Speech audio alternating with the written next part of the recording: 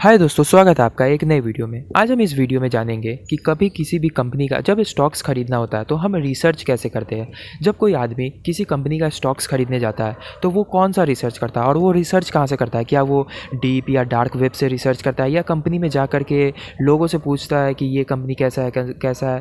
तो ऐसा कुछ नहीं होता है। रिसर्च कोई भी कर सकता है, कोई भी इंसान। ज़रूरी नहीं है कि वो बड़े बड़े कंपनीज ही रिसर्च करते हैं। रिसर्च हम नॉर्मल लोग कर सकते हो और आजकल तो रिसर्च करना बहुत ही आसान हो गया है।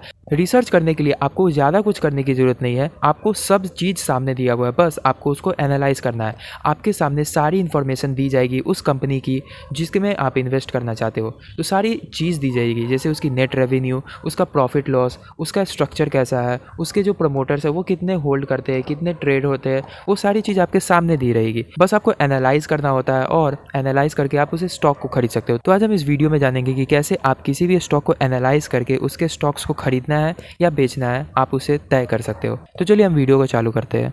तो मैं आ गया हूँ ग्रो के स्क्रीन पे। अगर आप कोई सा भी डीमैट अकाउंट खुलवाना चाहते हो तो आपको डिस्क्रिप्शन में लिंक मिल जाएगी। आप जस्ट वहाँ पे जाकर के क्लिक करके अपना एक डीमैट अकाउंट खुलवा सकते हैं, ताकि आप जब भी कोई स्टॉक्स वगैरह खरीदना चाहो तो आप उसके ज़रिए खरीद सकते हो।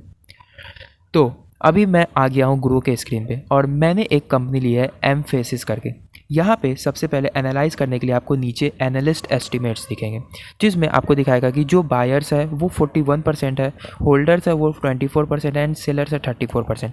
मतलब इस स्टॉक्स में, मतलब इस कंपनी में बायर्स और सेलर्स और होल्डर्स की डिटेल्स दी गई है। नीचे आपको फंडामेंटल डिटेल्स में मार्केट कैपिटलाइजेशन, जैसे कि 54,413 करोड़, ये कंपनी 54,413 करोड़ का मार्केट कैपिटलाइजेशन है, जिसमें आपको रिटर्न ऑन इन्वेस्टमेंट मतलब आरओई भी दिखता है। जैसे कि एक टीसीएस है, टीसीएस का जो मार्केट कैपिटलाइजेशन है वो बहुत ही बड़ा है, जैसे 15,56,773 करोड़। मतलब उस कंपनी के सामने तो ये कुछ अभी है नहीं।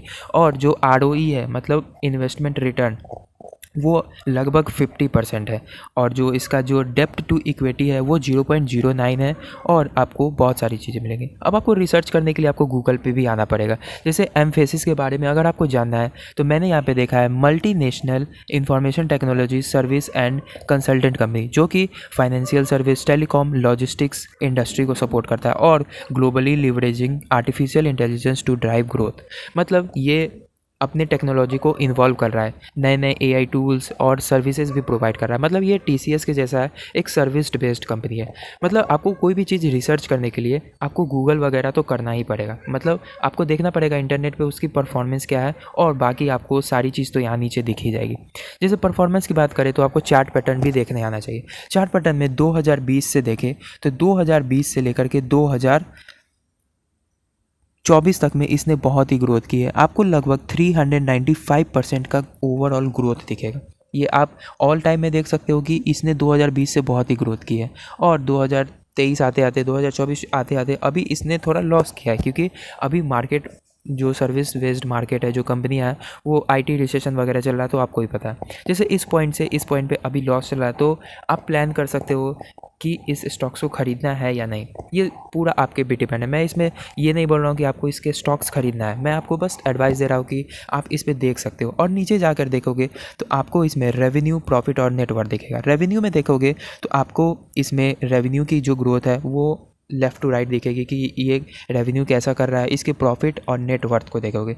नेटवर्थ के बारे में अगर हम बात करें तो इसकी जो नेटवर्थ है वो हर साल हज़ार हज़ार करोड़ से बढ़ रही है। तो इस कंपनी की जो ओवरऑल ग्रोथ है वो बढ़ रही है, ये आपको ये दिखा रहा है। मैं आपको ये नहीं बोल रहा कि आप इसमें इन्वेस्ट करो, मैं इसमें आपको ये बोल रहा हूँ कि ये जो ग्रोथ है वो आपको यहाँ पे नीचे दिखेगी। और नीचे आपको बहुत सारे इन्वेस्टर्स दिखेंगे। जैसे इन्वेस्टर्स कहने का मतलब प्रमोटर्स। प्रमोटर्स का इसमें 40% होल्डिंग है। मतलब जो कंपनी है उसकी 40% जो हिस्सा है वो प्रमोटर्स ओन करते हैं। उसके बाद बहुत सारे जो हम जैसे लोग हैं वो म्यूचुअल फंड्स में 22% लोग हैं।